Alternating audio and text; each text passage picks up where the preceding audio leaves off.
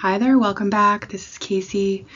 In today's video, I will be sharing an Iridology reading with you, and this is one of the several iris reading options that I offer. It is the YouTube or social media option, and as you may know, I do offer them from time to time. It is essentially a complete iris reading that I also share on YouTube for educational purposes.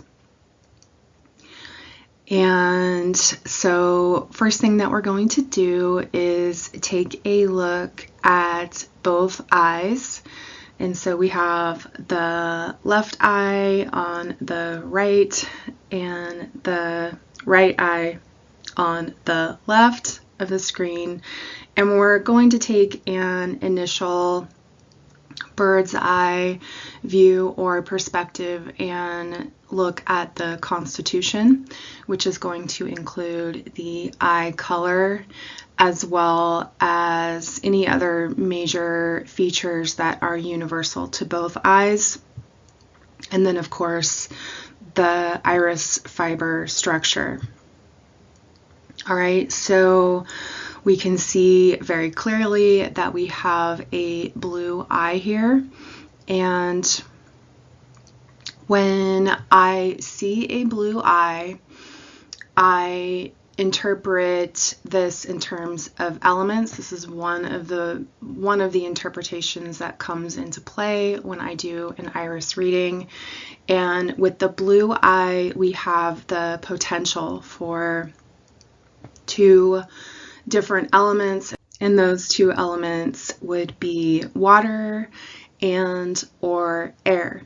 And when we are speaking to this concept of elements, my basis is primarily in Ayurveda, and Ayurveda is based on the concept that the human being is a microcosm of the universe, and that the balance, the unique balance of elements within that being represents their constitution.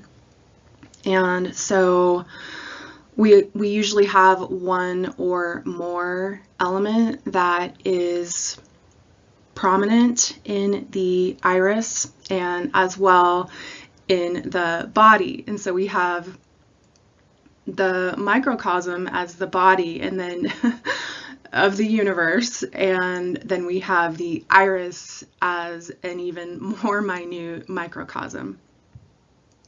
And so it is simply the arrangement or amount or organization of these elements that represent the structure or constitution of the body. And in Ayurveda, it offers a complete insight into the emotional and mental and physical and even spiritual aspects of that being. So, and this is common. Ayurveda is probably the oldest form of medicine that utilizes the element theory, but this is common in ancient herbalism. Hippocrates spoke of elements, and Humer's, also Paracelsus, utilized the elemental theory as the basis of his concept of medicine and healing. And the balancing of the elements and their correct proportion within the human body is a very simple and basic way for the path to healing. All right, so I just want to give a quick introduction to that, and then we're going to follow this concept throughout this reading in terms of elements and the primary element for this iris and how it's manifesting for this person and their health. All right, so With a blue eye, the elements of air, like I said, and or water are predominant, but of course there are also other elements present within the body and represented in the iris. And with the blue eye in iridology, we have two major iris types that are represented by the blue eye. We can't define everything by types. More so, we are looking at the information and knowledge used to derive these iris types. And I'm going to give you a couple of examples to bring this down to earth. And one is the lymphatic blue eye. This is a pretty common iris type and most prominent in the German iridology lineage. Although Dr. Jensen and many other iridologists have noted that blue eyes quite often exhibit features of lymphatic congestion. And so we have the lymphatic blue eye, and then we also have the silk type iris, or even the cotton or linen type iris. And this is a concept based on the strength and nature of certain fibers or textiles, and the likening of that to the fibers found in the iris. We also have, along these same lines, the analogy found in nature of different trees and different wood, and the strength of those fibers and the likening of that to the iris. All right, so that's just a very quick summary of the two probably most common iris types that I see that are blue. And of course, we can have any variation. We have hundreds, if not thousands, of different iris colors and types that are manifested from the basic colors that we see and the basic fiber structure. So there's many variations. But today I want to focus on just this concept of the elements and how they're presented in the blue eye. So in this eye, I am seeing lymphatic congestion, but I'm not seeing a lymphatic type of eye. And I'll tell you why. And that is because I'm not seeing the lymphatic tophi or clouds. I'm not seeing a lymphatic rosary. And while I am seeing lymphatic congestion, I'm not seeing it as the primary feature of this eye.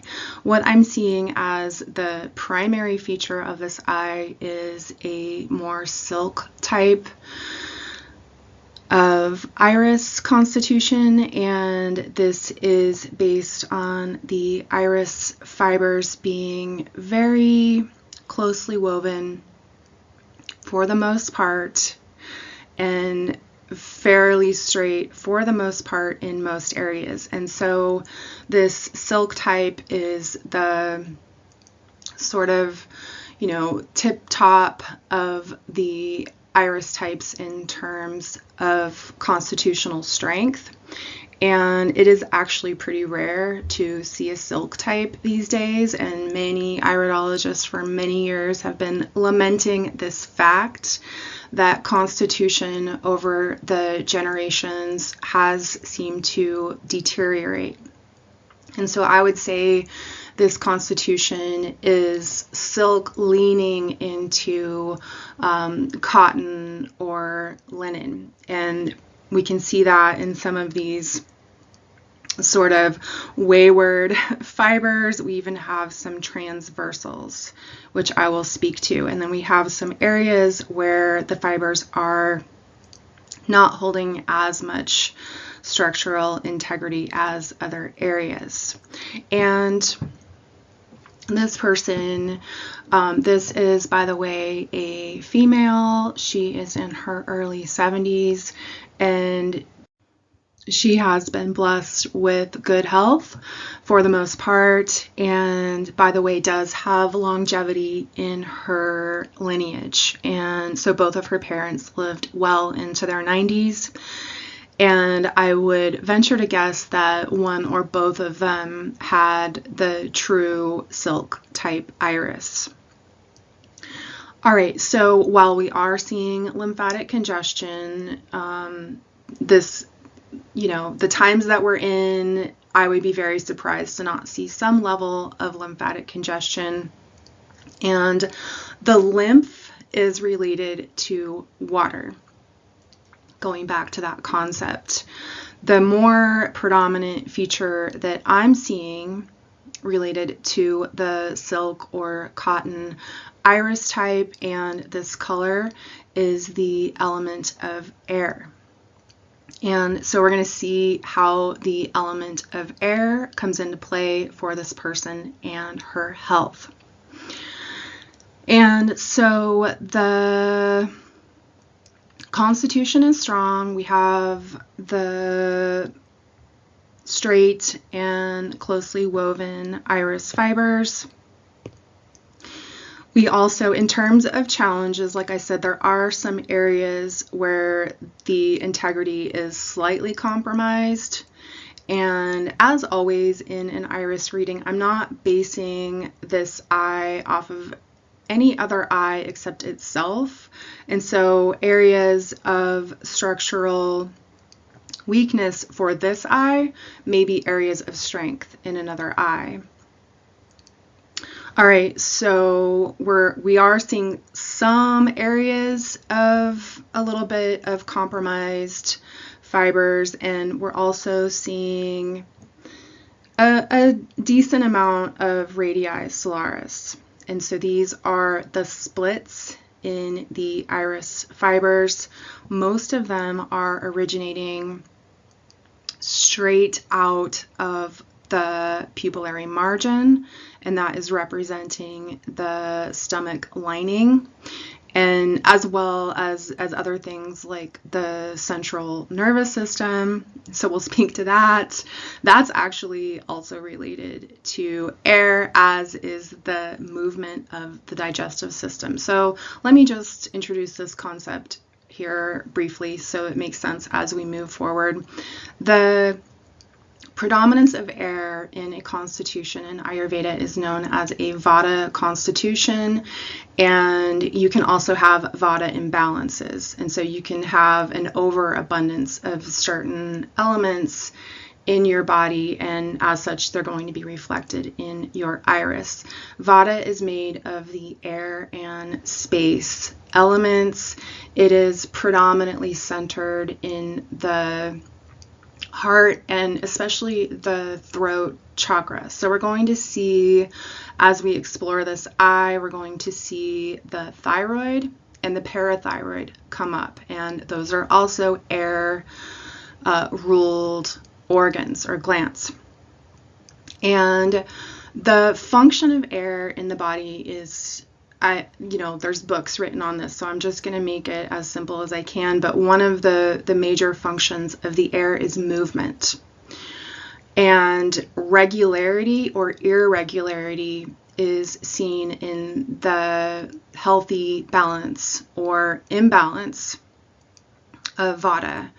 And so we have the intestinal movement, and then we have the movement of the nervous system. And this is what I'm speaking to right here is the digestive system.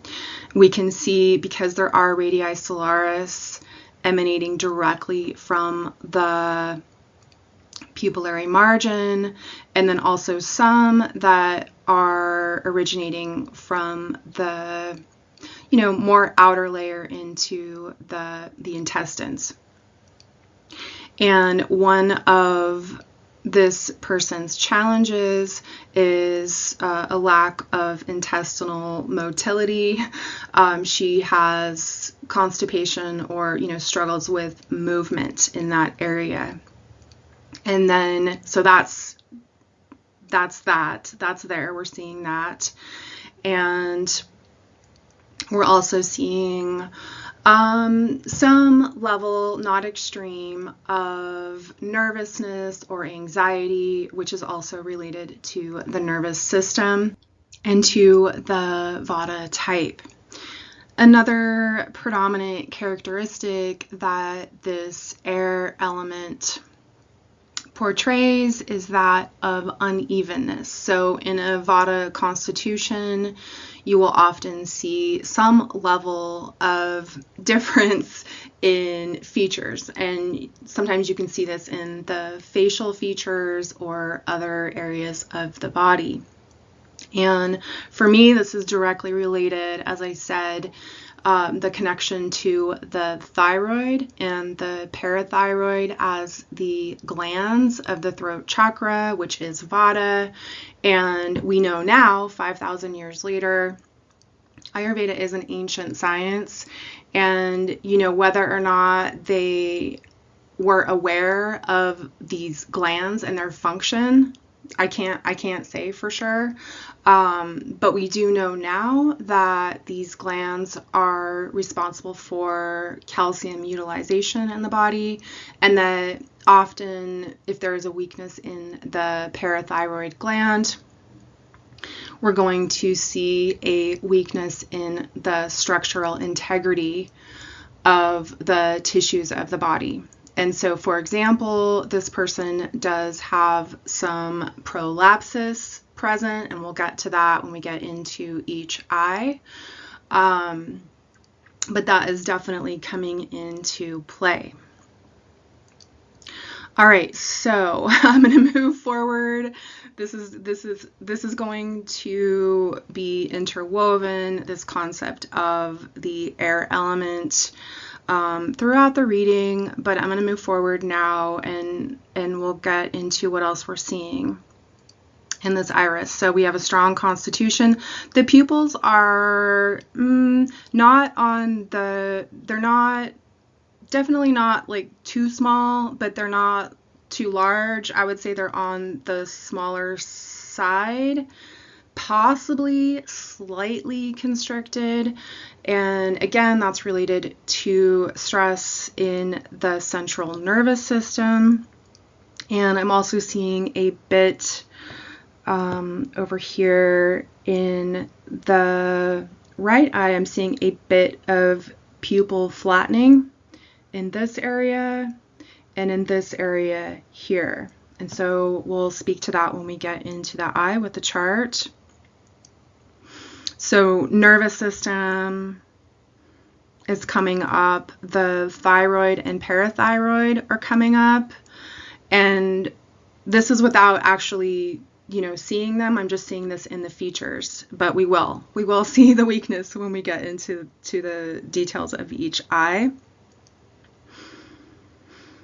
And another prominent feature is the dark ring. So we have a skin ring, but we also have this bluish gray sort of haze on the periphery of the iris, and this is an anemia ring.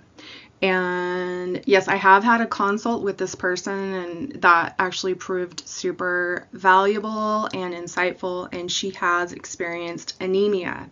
And anemia is a so-called condition, and there are some variations on this, but essentially the basis or notion of anemia is a low red blood cell count and or a compromised red blood cell quality. And red blood cells contain hemoglobin, and hemoglobin is an iron-rich protein found in the red blood cells that carries oxygen from the lungs to the rest of the body, thereby oxygenating the tissues. And it also carries carbon dioxide back to the lungs for recycling, essentially. And while there are the words protein, iron rich in this description of anemia, and the primary treatment or notion for healing is to increase protein and iron intake, which, by the way, is actually fairly complicated in terms of absorption. From my perspective, anemia is more a condition related to the kidneys, and I've actually done a whole video on this, so I'm not going to get too much into it, but there is a hormone that the kidneys produce, erythropoietin, that probably better known as EPO.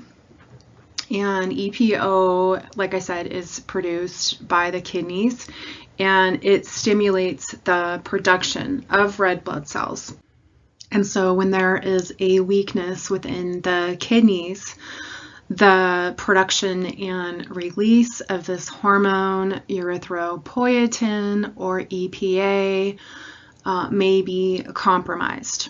And so one may surmise from this information that anemia is very much related to the health of the kidneys.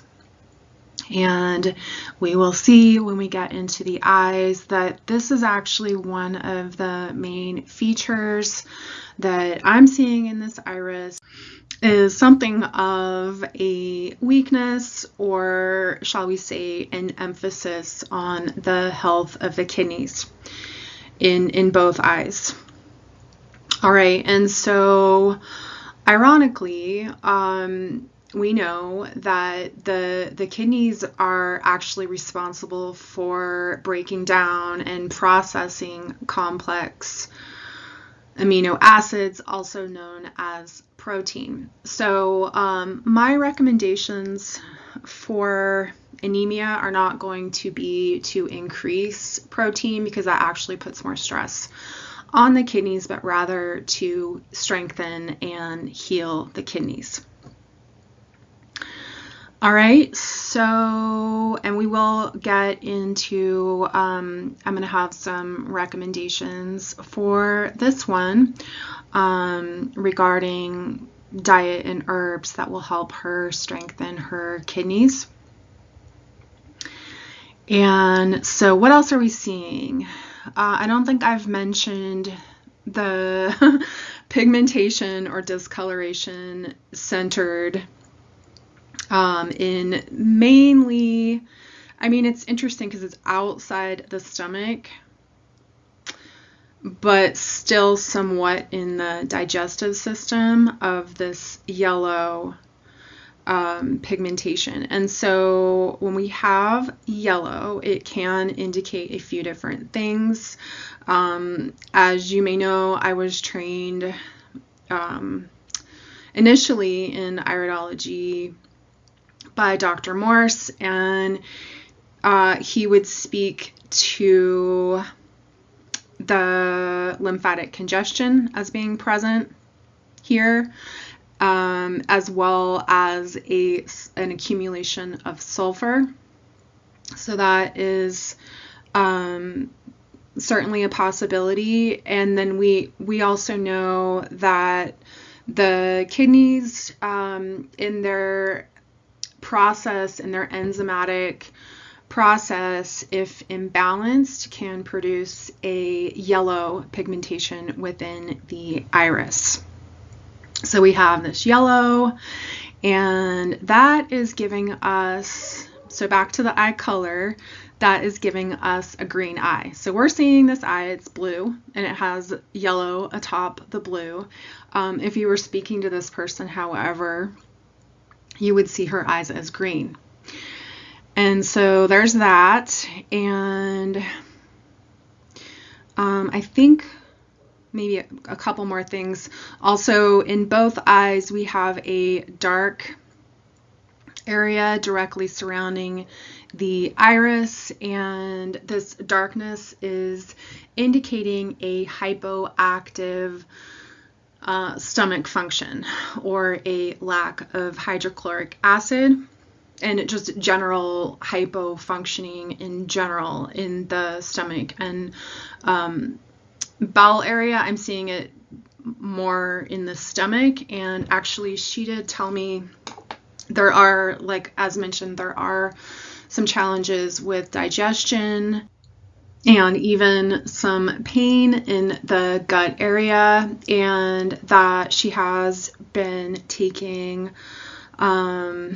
hydrochloric acid or HCl in supplement form, and that's been helping. So I'm not quite sure how these supplements are derived, but it's interesting that we're seeing a hypo condition, low hydrochloric acid, and that she has already come to this conclusion, and that these supplements are helping her health.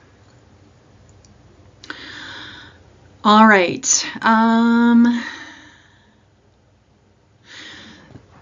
This, I want to show this blood vessel here, because when we get into the specific features of each iris, this is going to be cropped out. So this blood vessel we would consider a pointer, and yes, it is in the sclera. That would be more sclerology than iridology. I'm somewhat familiar with it, but I definitely do look at the pointers. I do see those as significant, and they will be pointing to an area of significance. And so we're going to see that this area in here is also one of the areas that is less sound or has less structural strength than some other areas of the iris and the body. Okay, so before we move into the analysis of each eye, I would like to give a brief description of the health intake that I've gathered from this person. And one of her concerns is migraines. And actually, as I'm looking at the symptoms of anemia, let's go back to that just for a second. The lack of oxygenated tissue, and specifically within the heart and brain, can lead to fatigue. This is something that she mentioned. Memory loss. This is something that she mentioned. Shortness of breath, not sure. Dizziness, not sure. Anemia can also cause lightheadedness, chest pain, and cold hands and feet, and headaches. And so when we're looking at these migraines, there's going to be a few factors. Actually, one is going to be the medulla, and I will show you that when we get into each eye. The medulla brain zone has definitely come up. And then other things that she has mentioned are she has pain in her neck. We're going to see that. And she has, as mentioned, some disturbance in the digestive system, some slight arthritis in the thumb area. And let's see what else. She also, I mentioned the constipation, compromised energy, tension in the neck and shoulders, also the grinding of the teeth, also sometimes known as TMJ. We're going to see that. Dry skin, this is a common feature found in the Vata constitution. Dry skin, food sensitivities, and some hair loss.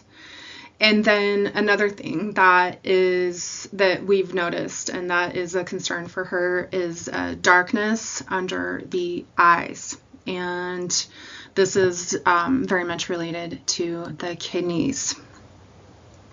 And more will come up, but I wanted to mention those as her primary concerns for now, and we're going to go ahead and move on into the next section. All right, see you soon.